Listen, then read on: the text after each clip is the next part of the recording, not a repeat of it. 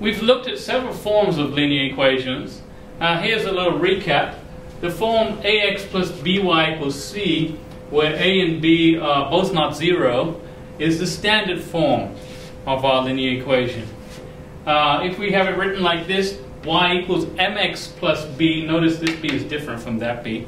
This little b here is the intercept, and the m here is the slope. So this is called the slope-intercept form for the equation of a line. If we have it like this, y minus y1 equals m times x minus x1, where x1 and y1 are a point, and m is the slope. That's called the point-slope form. And here's some special equations, special lines. If we just have y equals some constant c, then that's a horizontal line which has a slope of 0. And if we have x equals some constant a, well, that will be a vertical line where the slope is undefined.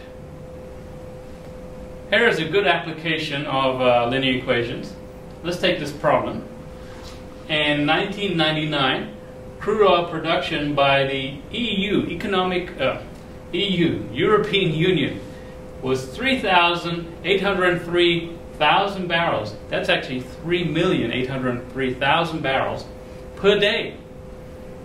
In 2002, the European Union production had decreased to 3,482,000 barrels. That's 3,482,000 barrels per day. This comes from Energy Information Administration. Now, assuming a linear relationship, write a linear equation for this using years as x and crude oil production in thousands as y. And secondly, with our equation, if this relationship continues, estimate the oil production by the European Union in 2010. So, what do? We have to get some points out of this. We know x is years, and it says here in 1999, the production is going to be y.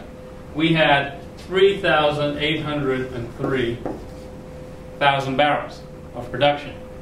And then in 2002, we had 3,482,000 barrels.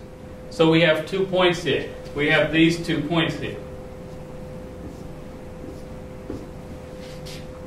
And so the first thing to do when we're finding the equation for the line is we want to know the slope.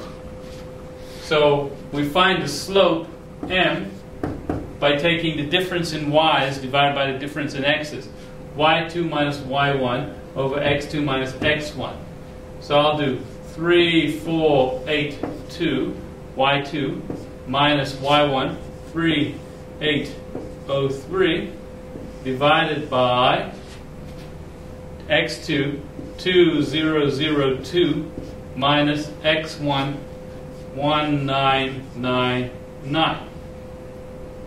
And so our slope becomes m equals, well, 3,482 minus 3,803 is negative 321. And then 2002 minus 1999, that's 3. And 321 over 3, negative 321 over 3, can simplify into negative 107. So here's our slope. And we're going to use our slope and one of these points to generate the equation of the line. Notice actually the slope is negative 107. That means production was going down by 107,000 barrels every year. So we have our slope as negative 107, and I'm going to use this point here as x1, y1.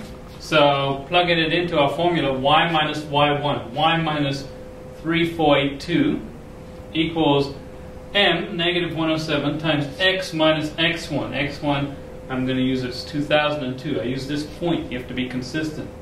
So y minus 3,482 equals negative 107 times x minus 2002. That simplifies to y minus 3,482 equals negative 107x plus 107 times 2002 gives us 214,214. So plus 214,214. Then we add 3,482 to both sides. We move that over to get our final equation of y equals negative 107x plus 217696. So that's our equation for the 2 points we've been given. The slope is negative 107. The y-intercept is 217696, which doesn't make much sense in this context because that's as x is 0, that would be the year 0. However, we can use this equation to answer the second part of our question, which is what would the production be in 2010? So we need to plug 2010 in for x. So we have our equation, y equals negative 107x plus 217696, and we're going to plug 2010 in for x. So we calculate y equals negative 107 times 2010 plus 217696, and we plug this in our calculator, negative 107 times 2010 plus 217696, and we get 2626 thousand barrels per day. So that would be the production of the European Union predicted in 2010 if this relationship continued to be linear. Right, this is actually 2,626,000.